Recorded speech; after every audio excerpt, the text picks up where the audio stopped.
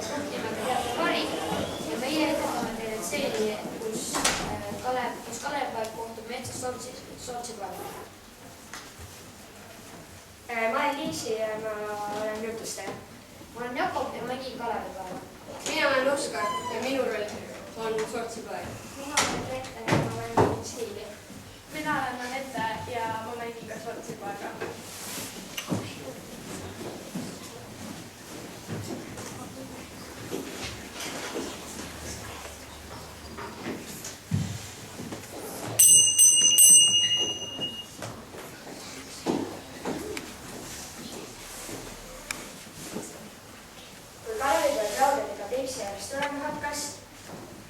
Selleks tuli tal läbi ka mets. Laudele kaevi metsa, see on mõnus. Kui ta metsast läbi jõudis, siis tulid talle vastu 2 sortsipoega. Haa!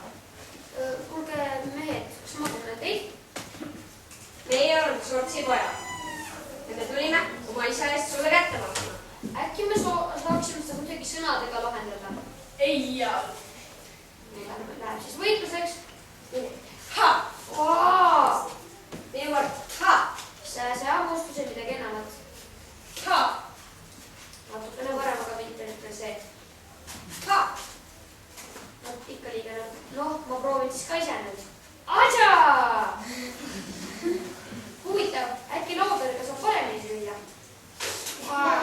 Pagan, Läheme lauad kätte. Lähme. Ha! ai. Järsku hüüdis keegi põõsast. Serviti, kallis Kalevipoeg. Seda head nõu kuulda. Adjaa! Minu kord.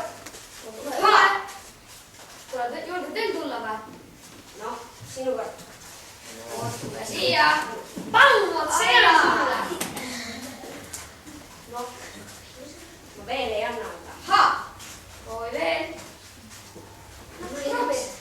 No ma annan siis sulle viimase kerretäie. Palun, see on sinule. Nii, aga huvitav, kes oli küll see võõras, kes mulle nii head nõu andis? Ma tahaksin teda selle eest tänada. Ma kahjuks ei saa tulla, ma olen paljas ja ma kardan külma. No siis ma tahaksin sulle tänapäevaks anda tüki oma kasukast. Palun. Aitäh.